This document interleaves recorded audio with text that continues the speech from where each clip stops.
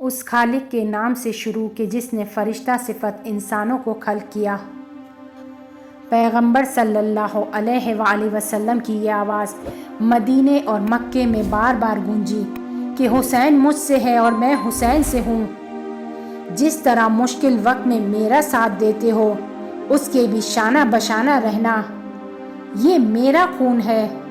لیکن پیغمبر صلی اللہ علیہ وآلہ وسلم کو گزرے ہوئے زیادہ عرصہ نہیں ہوا تھا کہ نینوا کی تپتی ریت پر ہزاروں کا لشکر جمع ہو گیا۔ اس کے مقابل پر پیغمبر جیسی سواری کا سوار تھا۔ اس میدان میں امام حسین علیہ السلام بار بار یہ یاد دلاتے رہے، میں تمہارے نبی کا نواسا ہوں، کیوں میرا راستہ روک رہے ہو؟ کیا تم لوگوں نے مجھے آغوش پیغمبر میں نہیں دیکھا تھا؟ کیوں میرے عزیز و اقارب کو شہید کر رہے ہو؟ کیوں میری اولاد اور ہمراہوں کو پیاسا رکھ رہے ہو، بھوکا رکھ رہے ہو؟ کیا میں نے اپنے نانا کے دین کو بدلا ہے؟ کیا میں نے کسی کا حق غصب کیا ہے؟ کیا میں نے کسی پر ظلم کیا ہے؟ اور دشمن کی طرف سے ایک جواب، ہم تمہیں تمہارے باپ علی سے بدلہ لینے کے لیے قتل کر رہے ہیں۔ یزید کی دولت کے لالچیوں سے کہا کہ جو پرچم اسلام تم اٹھائے ہوئے ہو اس کو بلند میرے بابا علی نے کیا۔ خیبر اور خندق کی فتح کا صحرا بھی میرے بابا علی کے سر پر ہے۔ میرے بابا علی نے پوری زندگی اسلام پر فدا کر دی، رسول خدا کی حفاظت کی، اسلام کو بلند کیا۔ میں اسی علی کا بیٹا ہوں۔ کیا یہ اجر تم لوگ ہمیں دے رہے ہو؟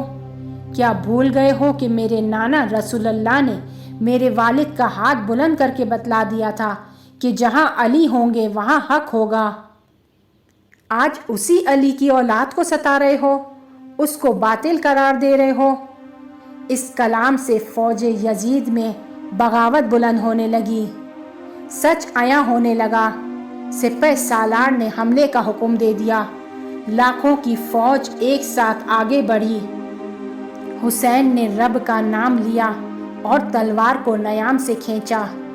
3 دن کے بھوکے پیاسے تھے، لاکھوں کے مجمع کے سامنے اس طرح کی جنگ کی کہ تاریخ آج تک نہیں بھول سکی۔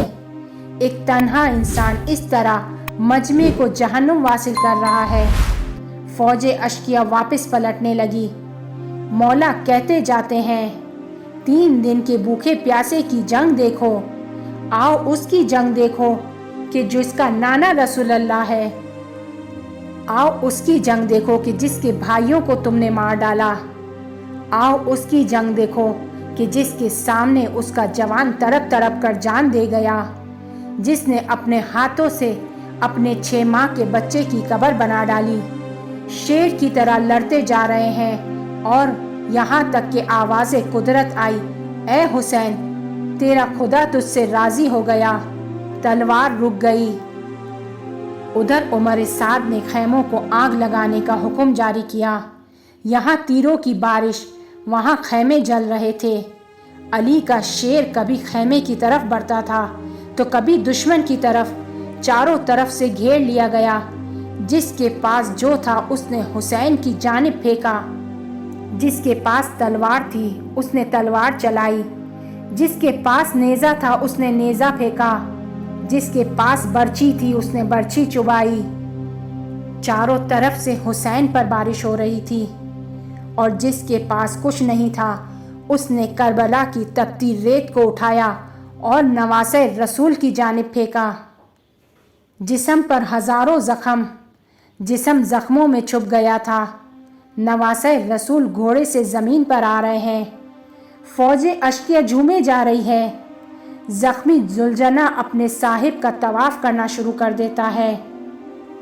امام حسین ہزاروں زخموں کے ساتھ کربلا کی تپتی زمین پر سجدے شکر میں ہیں۔ اب لشکر سر کاٹنے کی تیاری کر رہا ہے۔ آگے بڑھتے ہیں، پیچھے ہٹتے ہیں۔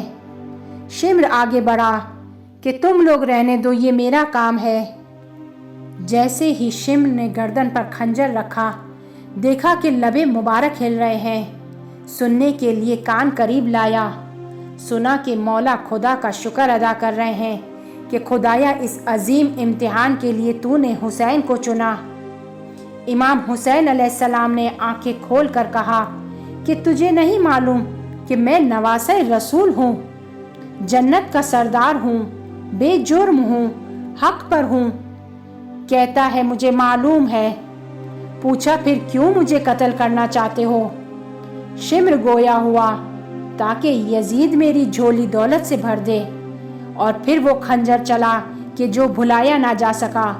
خیموں کو لوٹا گیا، سر نوکے نیزہ پر بلند ہو گیا، بچوں کو تماچے لگنے لگے، چادریں چھننے لگی، جسم اطہر پر موجود چیزوں کو لوٹا گیا۔ ایک شخص نے تو انگوٹھی کے لیے انگلی کاٹ دی، لاش کو پامال کیا جانے لگا، سب کے سروں کو جسم سے جدا کر دیا گیا، گھوڑے دوڑائے گئے۔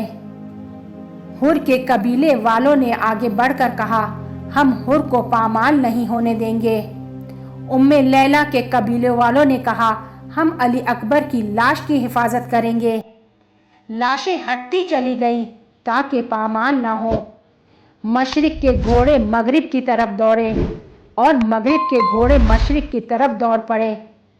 امام باقر علیہ السلام فرماتے ہیں میرا سلام ہو میرے اس غریب دادا پر کہ جس کی لاش کو اس طرح سے پامال کیا گیا کہ پسلیوں نے اپنی جگہ بدل لی، جس کا سینہ اور پشت یکساں ہو گیا۔ سلام ہو میرا اس بے وطن دادا حسین پر کہ جس کے جسم کے ٹکڑوں کو زمین کربلا پر بکھیرا گیا۔